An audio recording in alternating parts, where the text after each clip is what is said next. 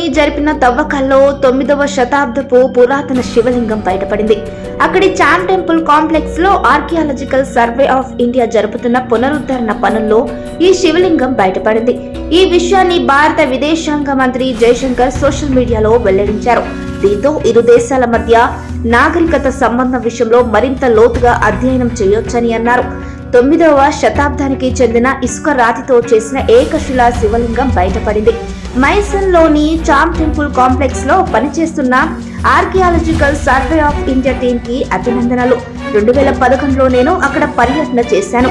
ఆ జ్ఞాపకాలు నాకు గుర్తొస్తున్నాయని జయశంకర్ ట్వీట్ చేశారు. కాగా వియత్నాంలోని కాంగ్ నామ్ పరిధిలో ఉన్న మైసన్ సిటీలో చామ్ టెంపుల్ ఉంది.